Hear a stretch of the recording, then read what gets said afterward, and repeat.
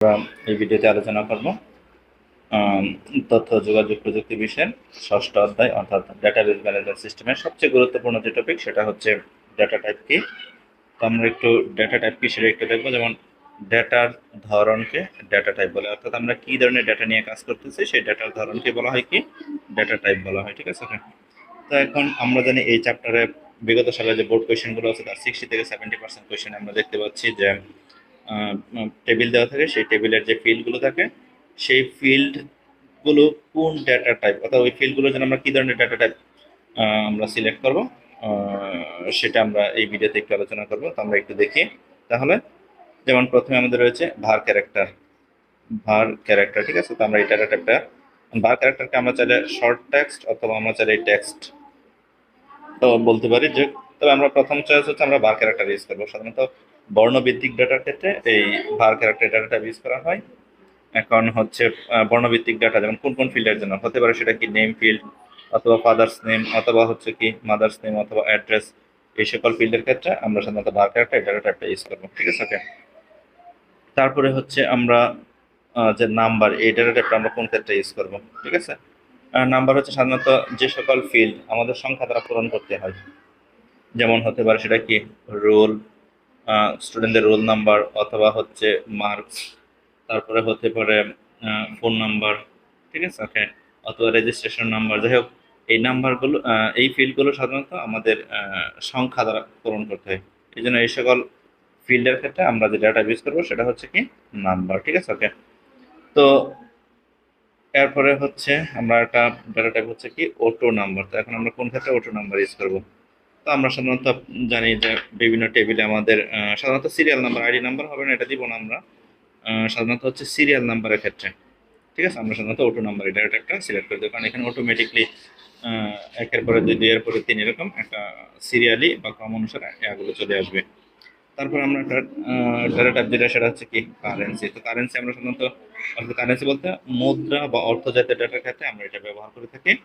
তো এখন কোন কোন ফিল্ডের ক্ষেত্রে আমরা সাধারণত এই কারেন্সি ডাটা ইউজ করি, যেমন হয়তো স্যালারি, তারপর হচ্ছে টিউশন ফি অথবা ইলেকট্রিক বিল এই সকল ফিল্ডের ক্ষেত্রে সাধারণত কি কারেন্সি ব্যবহার করে থাকি। ঠিক আছে, okay?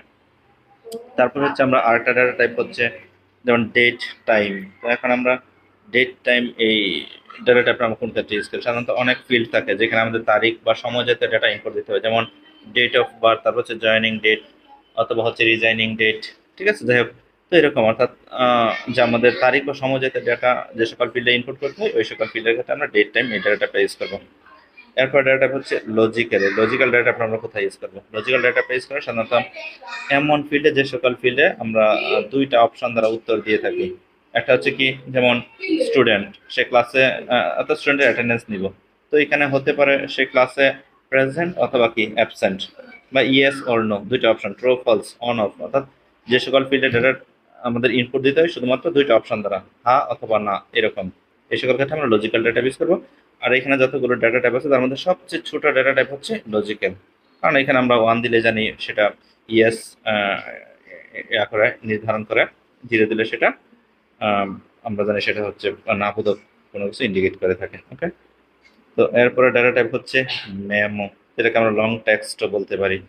তো এখন আমরা এই ডাটা টাইপটা কখন ইউজ করে থাকি, সাধারণত আমরা দেখি বিভিন্ন টেবিলের লাস্টের দিকে একটা ঘর থাকে যেটাকে আমরা কি রিমার্ক বা কমেন্ট এরকম আর কি, বা হিস্টোরিয়ান রেফারেন্স এরকম ফিল্ডের ক্ষেত্রে আমরা মেমো বা লং টেক্সট এই ডাটা ইউজ করবো। এটা আমাদের যতগুলো ডাটা টাইপ আছে এখানে তার মধ্যে সবচেয়ে বড় ডাটা টাইপ হচ্ছে এই মেমো বা লং টেক্সট।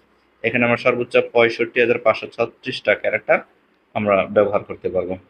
এরপর একটা ডাটা টাইপ হচ্ছে ওএলই অবজেক্ট, অর্থাৎ অনেক টেবিলের মধ্যে ফিল্ড থাকে যেখানে আমাদের বিভিন্ন ছবি, আসলে লেখা হবে না, ছবি বা গ্রাফ ডাটাবেস থেকে আমাদের আপলোড করার প্রয়োজন হয় বা বিভিন্ন জায়গা থেকে আপলোড করার প্রয়োজন হয়।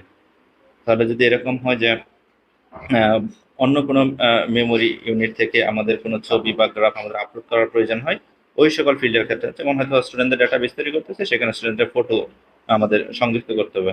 তখন আমরা বাহিরে কিন্তু ছবি সংযুক্ত করতেছি, তখন এই ফিল্ডের জন্য ফটো বা ইমেজ এই সকল ফিল্ডের জন্য আমার ডাটা টাইপ হবে হচ্ছে কি ওএলই অবজেক্ট, যার পুনরূপ হচ্ছে অবজেক্ট লিঙ্কিং অ্যান্ড এমবেডিং। ঠিক আছে, পুনরূপটা আমাদের লাগতে পারে। ওকে, ফাইন।